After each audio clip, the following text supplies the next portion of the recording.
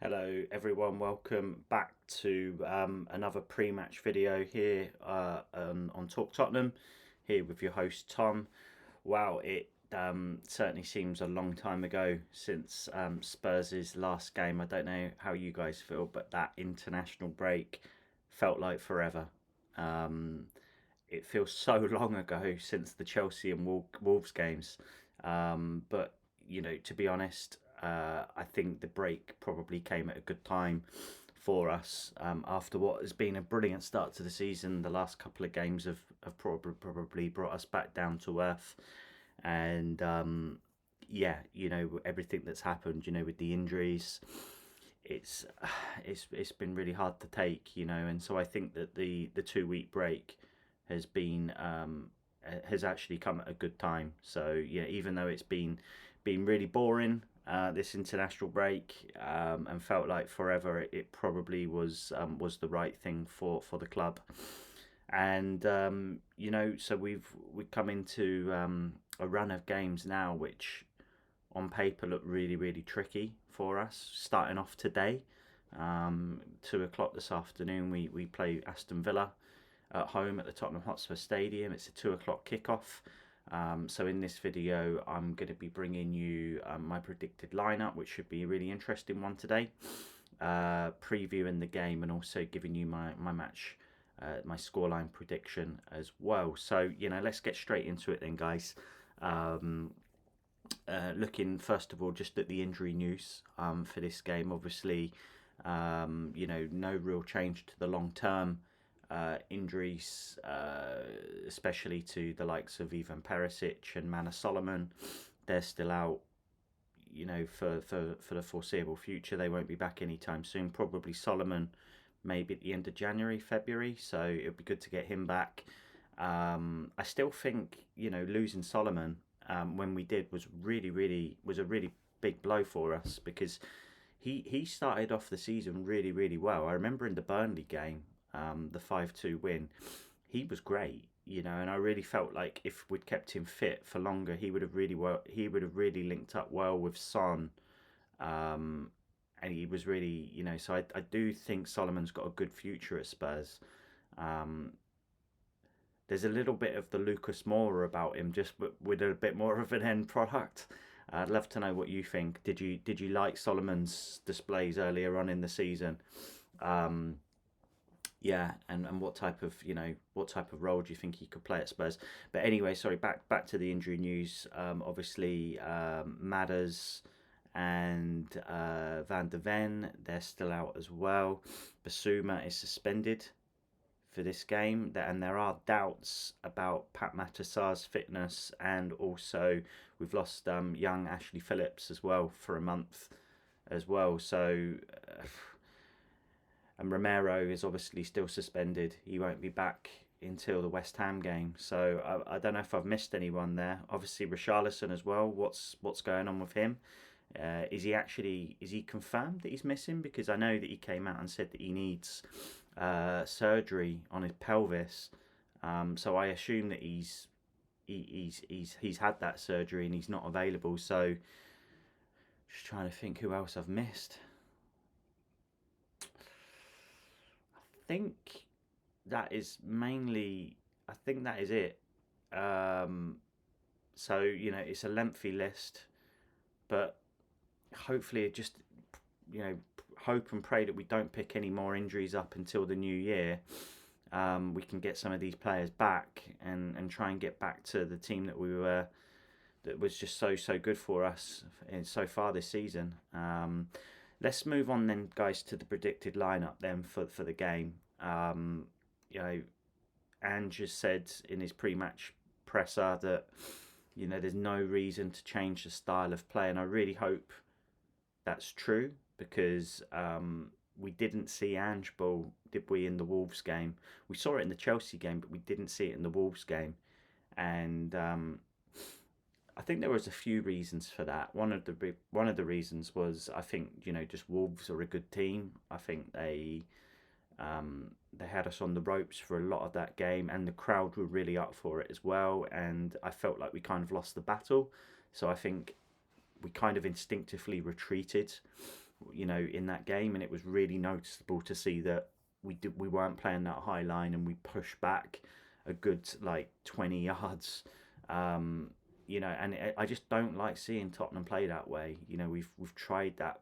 We've seen that for so long in the last few years with Conte and Mourinho. If we invite pressure, invariably, we concede because we know that the defense isn't strong enough. But I'd argue that any team in the world that is just looking to soak up pressure, you're asking for trouble, aren't you? So that old saying, "Attack is the best form of defence." Let's see it again. Let's see it again. That's exactly how we've been playing most of this season. So I really, really hope that we take the game to Villa today. We're at home, but it ain't going to be an easy game.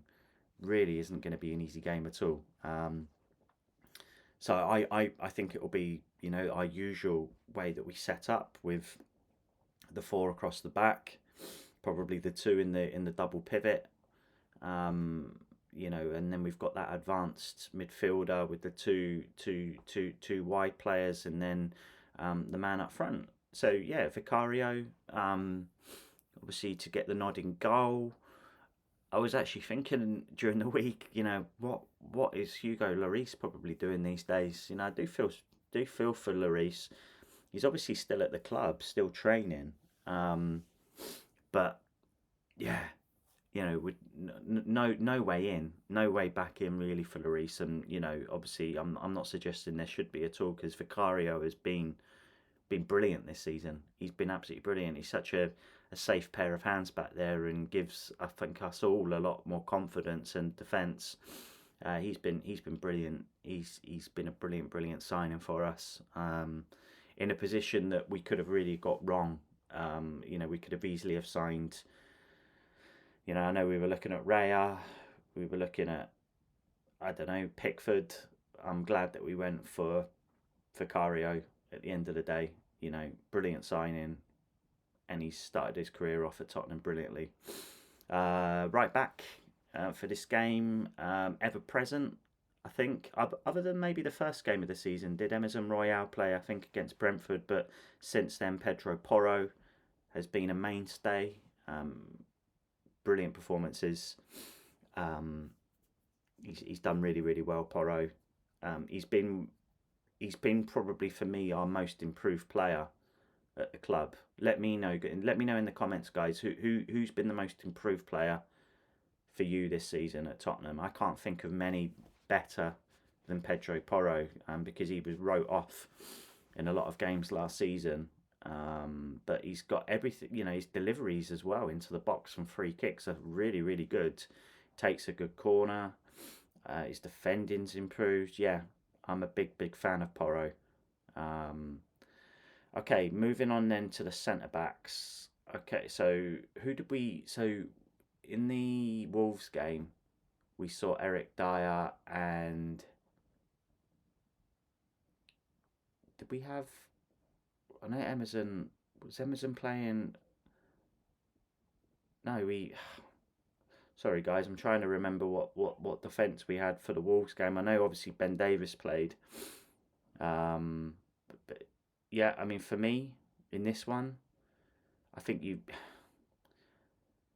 probably do have to play Eric Dyer again. I mean, we're running out of options now at the back. Van der Ven's out, Romero's out, Tanganga and Sanchez are out the door. Young Ashley Phillips is injured. That we haven't really got anyone else other than Eric Dyer and Ben Davies. Basically, can you let me know in the comments? So I suppose the argument is you could play Emerson Royale next to Eric Dyer for a bit of pace. But to be quite honest with you, I don't know what you guys think. It scares the life out of me to play Royale at centre back. Yeah, maybe play him in the fullback positions in the second half if we tire. But I wouldn't want to see Emerson Royale at centre back. I think that would just be a disaster. But then again, I've heard other people say, Royale could be a good option there. For me, I would probably go with Dyer and Davis as the centre backs. Ben Davies had a brilliant game in the Wolves game, he didn't get enough credit as well for that performance. I know we've been let down a lot by some of these players, but I wouldn't personally always put Ben Davies in that category, because he's a player who puts his body on the line for Tottenham. And all right, okay, he might not always have the pace, and I'll hold my hands up as well. I've been one to slate him in a few games, but he's a good player, Ben Davies, and we need him right now. And I'm confident whether or not he plays at left back or centre back, you always know that you're going to get 100% effort, and that ability to put his body on the line, which we saw a lot in that Wolves game. Yes, of course, it's a massive drop off in quality from Romero and Van de Ven playing Dyer and Davis, but needs must. And I think we need that little bit of experience in there, and throwing Royale in the middle, it wouldn't work for me. So Dyer and Davis at the back, in the middle, and then left back, I'm going to be putting Destiny Udogie in, who was suspended in that Wolves game. I thought we missed him.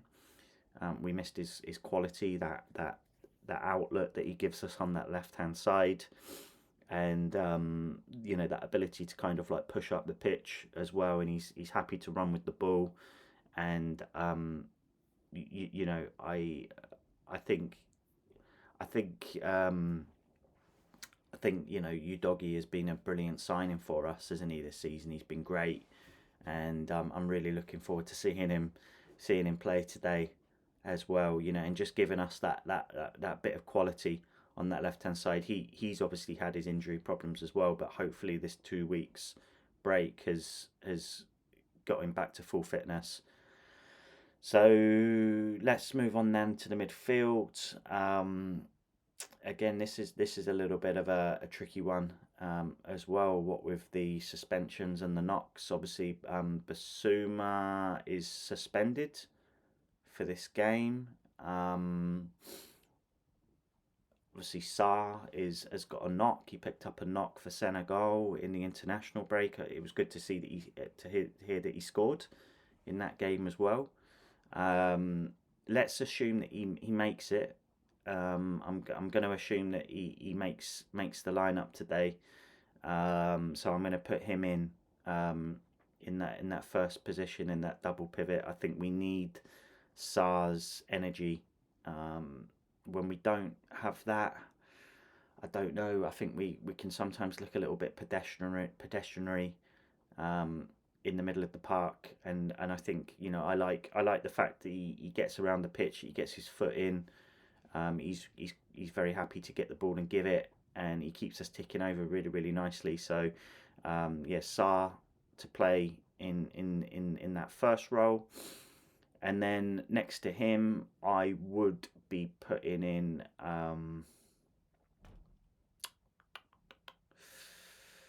so I think we do need some creativity in this game, guys. Like you could maybe put Højbjerg next to him, who has had a good season, and probably rightly would feel that he maybe deserves a chance in this game with Basuma out. It's a tricky one. I mean, a lot of it depends, right, obviously, on whether or not Bentancur is ready to start, and we none of us know that. Only the medical team at Tottenham would. I would love to see him start in this game, but the reality is that he's only had he came back in the Palace game, which was only about 3 games ago. I don't know if he is ready to start 90 minutes. Because of that, I mean, if he is, yeah, get him in straight in, and next to Sarr, I'd be very happy to. But I'm gonna wear on the side of caution, and I am gonna put Højbjerg in the midfield next to Sarr, which even saying that and thinking about that a little bit more, it worries me a little bit that double pivot is too similar to yeah, neither Højbjerg nor Sarr ever, you don't really often see them breaking away from that position in the middle and like joining the attack. They're both more defensively minded midfielders that want to get their foot in, that want to play it simple. Um, but I just don't know if I could rush back Bentancur, and then the argument then is, well, okay, well then who could you then put in the midfield next to Sarr? Could you maybe put Paul Lo Celso back? Um, but I'm not. I'm going to put Sarr and Højbjerg in that double pivot, and let's just hope that they can break up the play and kind of win that battle in the midfield, and offer us something a little bit more than that as well. So yeah, I am going to go with Sarr and Højbjerg, and then playing a little bit more advanced than them. I'm gonna give a start to Giovanni. Can't even get my words out. I'm gonna play Lo Celso in that advanced role. Look, Lo Celso is someone who divides opinion within the fan base. He is, for me, someone with a lot of quality.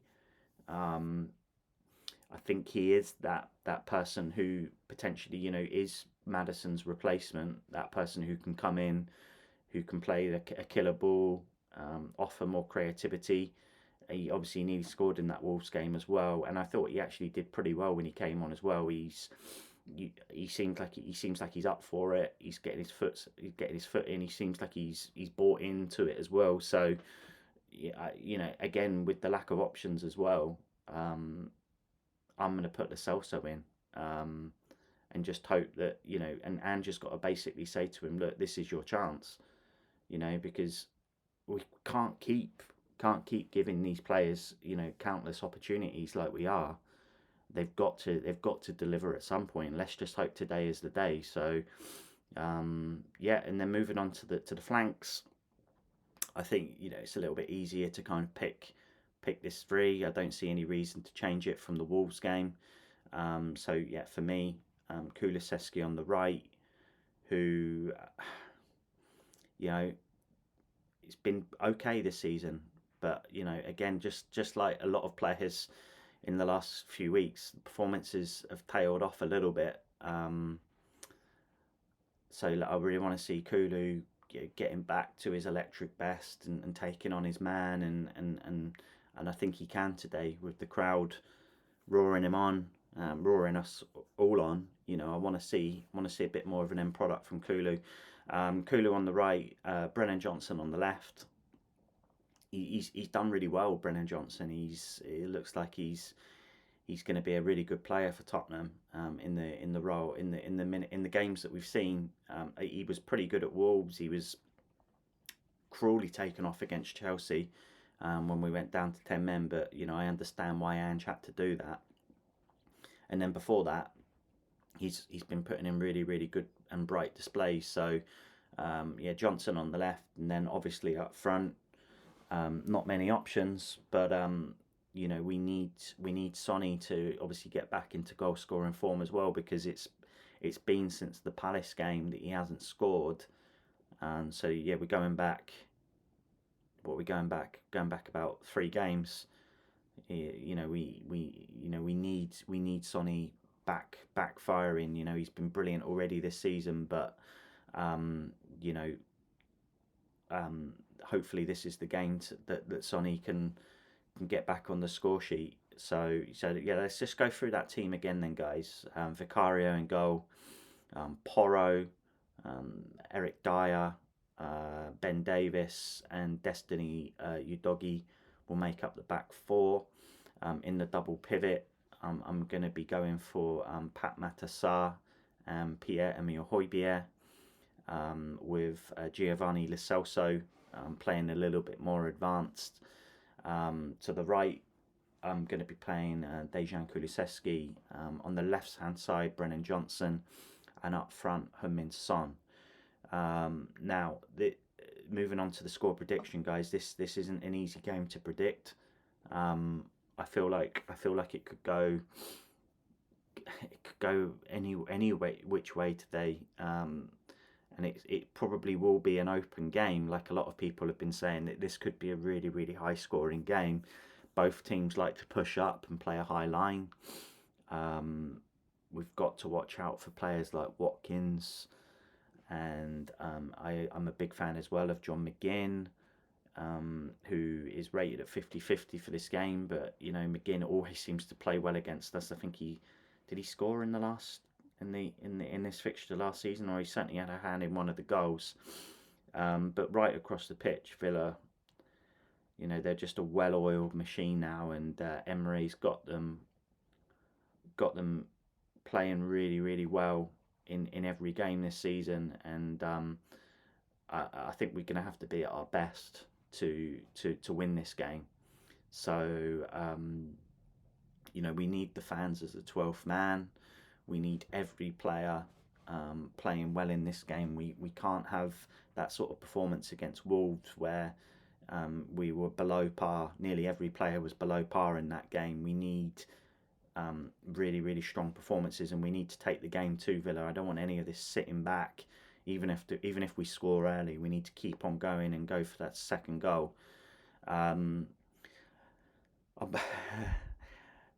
It's a really tricky one. It's a really tricky one to predict, but I am just about going to edge it for Tottenham. I think it could be either 3-2 or 2-1. I'm probably going to go for 2-1, guys, in this game. Go a little bit more cautious. But so my heart is saying 2-1. My head is probably saying it could be a draw, 1-1. Which again, you know, it might not be such a bad result, but I think, you know, with City and Liverpool drawing yesterday, and obviously shame to see Arsenal winning as well, we can't let the teams at the top pull away from us if we want to stick around there. So that's why I really hope that we can just about do it today. I'm going for a 2-1 win. Let me know in the comments, guys, what do you think the scoreline is going to be, and do you agree with my pre-match predicted lineup as well, or would you make any changes? Would you stick Bentancur back in? Have you seen enough? Do you think he's ready to start? What about Ollie Skip? Would Ollie Skip give us something else? Other than that, I'm not really quite sure really what else we could do with the lineup, to be quite honest with you guys. We've obviously got Alejandro Valise. What about the youth players as well? There's a lot of talk at the moment about the likes of Jamie Donnelly and Dorrington as well, from the youth setup. They're causing a bit of a stir. So, you know, probably with the injuries and suspensions, probably likely to see them both on the bench today. It'd be great if we could see them at some point, because it's been a long time since we've had a youth player come through. I think the last one might have been probably maybe Japhet Tanganga, maybe, or Ollie Skip. So it's been a long time, you know, since we've actually seen a player come through the ranks. I wonder if one of them is maybe a future Harry Kane. I wouldn't want to put that sort of pressure on either of them, but it would be brilliant if one of them is a gem. Anyway, guys, obviously the kickoff is in just over a couple of hours. Do subscribe to the channel if this is your first time watching. Smash the like button. I'll be giving you my instant match reaction. Hopefully after Tottenham have got back to winning ways. Guys, a defeat would be really unthinkable in this game because we've got City in the next game away, and if we go on and then lose 4 games in a row, it's going to really rip up what's been a really good start to the season. So let's, you know, really hope that doesn't happen. I don't think it will. That's why the players need to be on it today right from the kickoff. Anyway, guys, I'm going to sign off now. Thank you so much for watching. I hope you enjoyed this video. Look out for the post-match video, and as always, come on you Spurs.